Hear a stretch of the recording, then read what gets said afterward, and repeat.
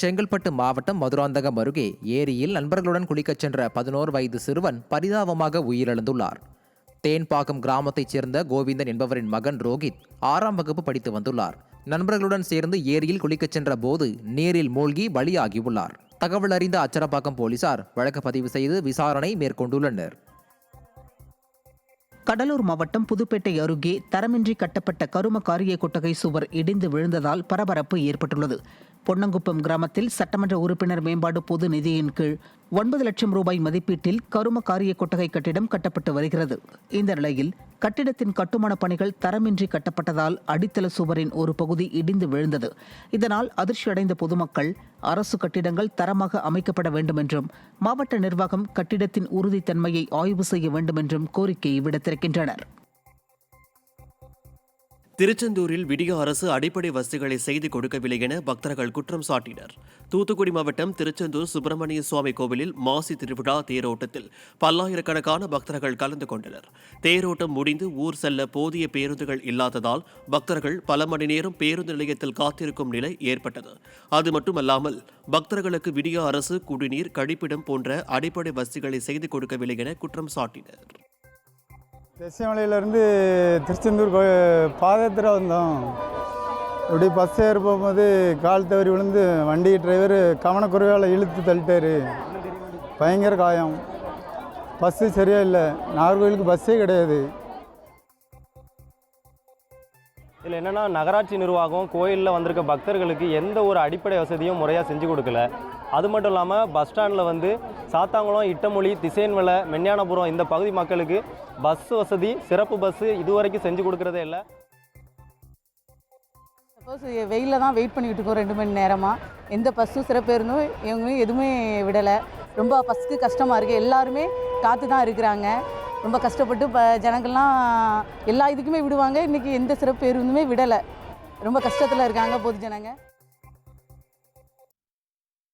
நெல்லையில் நேதாஜி போஸ் மார்க்கெட்டில் கடைகளை ஏலம் எடுக்க உள்ளே அனுமதிக்காததை கண்டித்து வியாபாரிகள் சங்கத்தினர் திடீர் சாலை மறியலில் ஈடுபட்டனர். ஸ்மார்ட் சிட்டி திட்டத்தின் நவீனமயமாக்கப்பட்ட மார்க்கெட்டில் உள்ள 75 கடைகள் கடந்த 16ஆம் தேதி ஏலம் விடப்படும் என மாநகராட்சி நிர்வாகம் அறிவித்தது. ஆனால் நீதிமன்ற உத்தரவின்படி வியாபாரிகள் சங்கத்தினருக்கு ஏலம் எடுக்க முன்னுரிமை அளிக்க வேண்டும் என்று கூறி அதிகாரிகளுடன் வாக்குவாதத்தில் ஈடுபட்டனர். ஏலத்தில் பங்கேற்றவர்கள் யாரும் வியாபாரிகள் இல்லை எனவும் குற்றம் சாட்டினர். திண்டுக்கல் மாவட்டம் பழனி பேருந்து நிலைய மைல் ரவுண்டானா முன்பு நகர பொறியாளர்கள் சங்கத்தினர் கண்டன ஆர்ப்பாட்டத்தில் ஈடுபட்டனர்.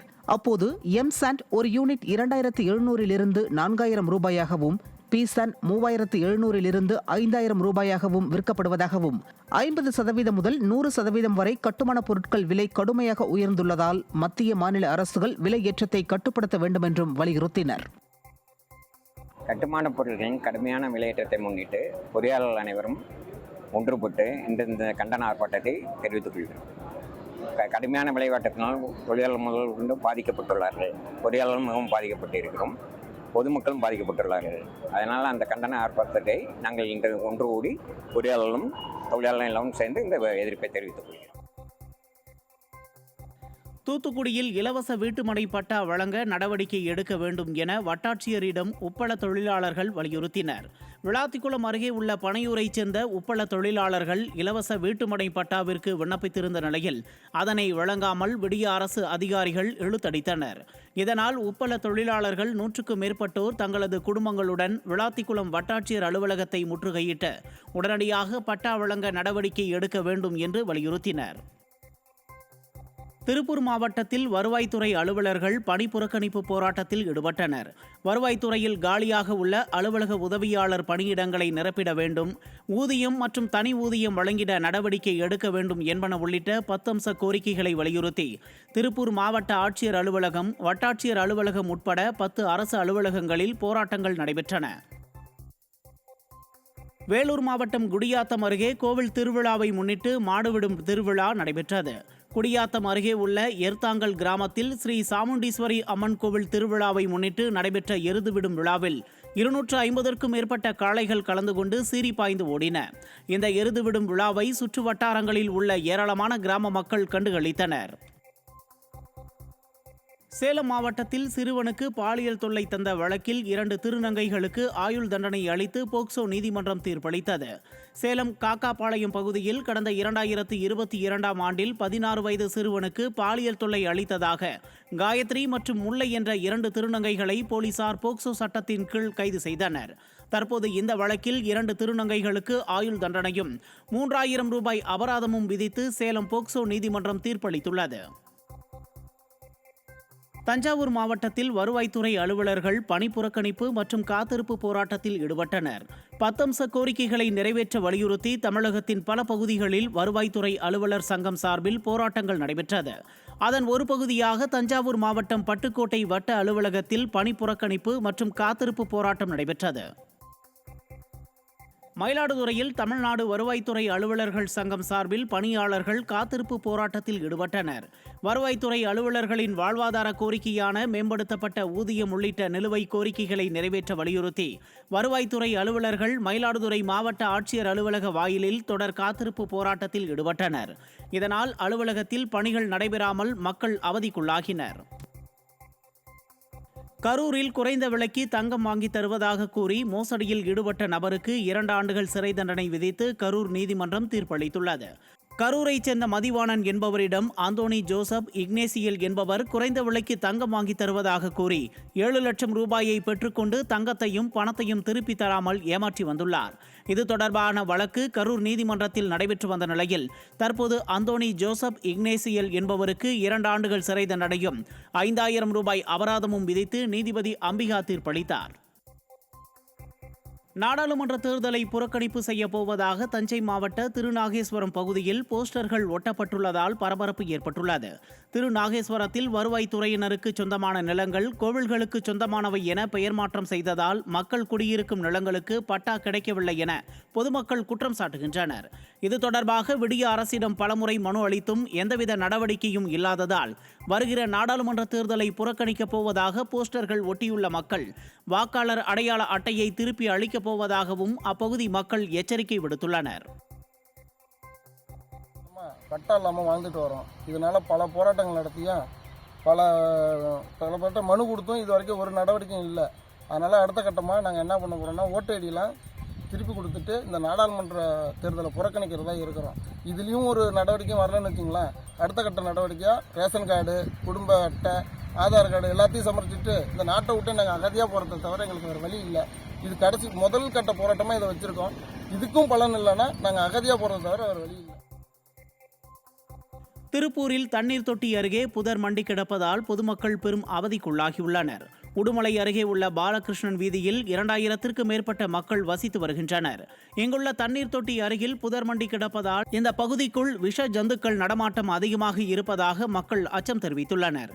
இதனையடுத்து தண்ணீர் டேங்க் கீழே உள்ள குப்பைகளை அகற்ற வேண்டும் என்று விடிய அரசிற்கு மக்கள் வலியுறுத்தியுள்ளனர். விடிய ஆட்சியில் 100 நாள் வேளையில் முறைகேடு நடைபெற்றதாக அரசு அதிகாரியை ஒப்புக்கொண்டது மக்களிடையே அதிர்ச்சியை ஏற்படுத்தியுள்ளது.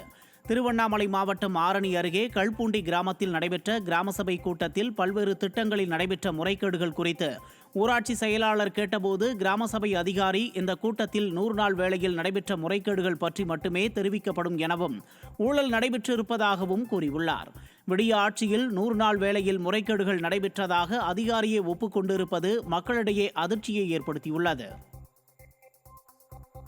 அவரை அதிகாரி கேட்டேன், நான் சார் கிராம சபைன்னு சொல்கிறீங்க, சிறப்பு கிராம சபைன்னு சொல்கிறீங்க, இங்கே என்ன சார் எதுவுமே பேச இல்லைங்க, எங்களுக்கு உத்தரவு இன்னைக்கு மகாத்மா காந்தி ஊரக வேலை திட்டத்தை மட்டும்தான் செய்யணும் தவிர எதுவும் பண்ணக்கூடாது சொல்லிட்டாங்க. ஆனால் இந்த இதில் இந்த மகாத்மா காந்தி ஊழலே அதிகாரியே ஊழல் ரொம்ப நடந்திருக்குது, எக்கச்சக்கமான ஊழல் நடந்திருக்கு, 100 நாள் வேலை வாய்ப்பதில் ஏகப்பட்ட ஊழல் நடந்திருக்குன்னு சொல்கிறாங்க. ராணிப்பேட்டை மாவட்டம் ஆற்காடு அருகே சாலை விபத்தில் உயிரிழந்த கணவனை பார்க்கச் சென்ற மனைவியும் விபத்தில் சிக்கி உயிரிழந்தது சோகத்தை ஏற்படுத்தியுள்ளது. எசையனூரைச் சேர்ந்த தனியார் கம்பெனி தொழிலாளி பிரகாசம் பணி முடிந்து இரவு திரும்பும்போது புதுப்பாடியைச் சேர்ந்த ஆதிமூலம் இயக்கி வந்த இருசக்கர வாகனம் மோதிய விபத்தில் உயிரிழந்தார். பிரகாசம் உயிரிழப்பு குறித்து தகவல் அறிந்து உறவினர் ஒருவருடன் பைக்கில் வந்த மனைவி சுந்தரி வேகத்தடை மீது இருசக்கர வாகனம் ஏறி இறங்கியதில் நிலை தடுமாறி கீழே விழுந்ததில் தலையில் பலத்த காயமடைந்து உயிரிழந்தார். நெல்லை மாவட்டம் அம்பையில் சார் பதிவாளர் அலுவலக பெண் ஊழியர் வீட்டில் லஞ்ச ஒழிப்புத்துறையினர் சோதனையில் ஈடுபட்டனர். அம்பை சங்கரையா தெருவைச் சேர்ந்த சார் பதிவாளர் முருகன் கடந்த 10 ஆண்டுகளுக்கு முன்பு இறந்த நிலையில் இவரது மனைவி வேளம்மாளுக்கு கருணை அடிப்படையில் அரசு வேலை கிடைத்துள்ளது.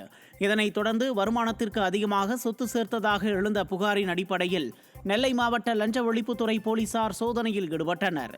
சோதனையில் பல முக்கிய ஆவணங்கள் சிக்கியதாக தகவல்கள் வெளியாகியுள்ளன. அரியலூரில் விடியா திமுக அரசு 10 அம்ச கோரிக்கைகளை நிறைவேற்ற வலியுறுத்தி வருவாய்த்துறை அலுவலர்கள் போராட்டத்தில் ஈடுபட்டனர். தேர்தல் நேரத்தில் பழைய ஓய்வூதிய திட்டத்தினை செயல்படுத்துவதாக பொம்மை முதல்வர் ஸ்டாலின் அளித்த வாக்குறுதி மற்றும் 10 அம்ச கோரிக்கைகளை நிறைவேற்ற வலியுறுத்தி அரியலூர் மாவட்ட ஆட்சியர் அலுவலகத்தில் வருவாய்த்துறை அலுவலர்கள் காத்திருப்பு போராட்டத்தில் ஈடுபட்டனர். தமிழ்நாடு வருவாய்த்துறை அலுவலர் சங்க மாநில மையத்தின் முடிவின்படி அரியலூர் மாவட்டத்தில் இந்த தொடர் காத்திருப்பு போராட்டத்தை நாங்கள் நடத்தி வருகிறோம். கோரிக்கை நீண்ட கால கோரிக்கை தான், அரசுக்கும் தெரியப்படுத்துகிறோம். நாங்கள் எதுவும் பிச்சைலாம் கேட்கல, எங்களோட உரிமையை கேட்டுக்கிட்டு இருக்கிறோம். ஏற்கனவே இருந்த உரிமையை நீங்கள் பறிச்சுக்கிட்டே இருந்திருக்கிறீங்க. கடும் மன நெருக்கடியிலையும் மன உளைச்சலையும் தான் அந்த வேலை எல்லாமே பார்த்துக்கிட்டு இருக்கிறாங்க. அதற்கான முன்னெடுப்புகளை நோக்கி தான் அந்த பயணம் போயிட்டுருக்கு. ஒருங்கிணைந்த மாநில மையத்தோட ஜாக்டஜியோட சந்தித்து 24/12 பேசுகிறதா அரசு தெரிவிச்சிருக்கு. நல்ல முடிவு எதிர்பார்க்குறோம். இல்லைன்னா தொடர் போராட்டங்களை முன்னெடுக்கிறத தவிர எங்களுக்கு வேறு வழி இல்லை. கடலூர் மாவட்டம் வடலூர் அருகே குப்பைகளை கொட்ட வந்த நகராட்சி வாகனத்தை பொதுமக்கள் சிறைப்பிடித்ததால் பரபரப்பு நிலவியது. காட்டுக்கொள்ளை கிராமத்தில் வடலூர் நகராட்சியின் குப்பைகள் கொட்டப்படுவதால் அப்பகுதியில் வசிக்கும் மக்களுக்கு சுகாதார சீர்கேடு ஏற்பட்டுள்ளதோடு குப்பைகள் எரிக்கப்படுவதால் குழந்தைகள், முதியோர்கள் மூச்சு திணறலால் பாதிக்கப்படுகின்றனர். இதனால் குப்பை கிடங்கை மாற்றக் கோரி பலமுறை புகார் அளித்தும் நகராட்சி நிர்வாகம் கண்டுகொள்ளாததால் குப்பைகளை கொட்ட வந்த வாகனங்களை பொதுமக்கள் சிறைப்பிடித்து ஆர்ப்பாட்டத்தில் ஈடுபட்டனர். திருப்பத்தூர் மாவட்டம் வாணியப்பாடிக்கு அருகே ஆதரவற்ற மனநலம் பாதிக்கப்பட்ட இளைஞரை அதிமுக எம்எல்ஏ செந்தில்குமார் நேரில் சென்று ஆறுதல் கூறி அவரை காப்பகத்தில் சேர்ப்பதற்கான நடவடிக்கையை மேற்கொண்டார்.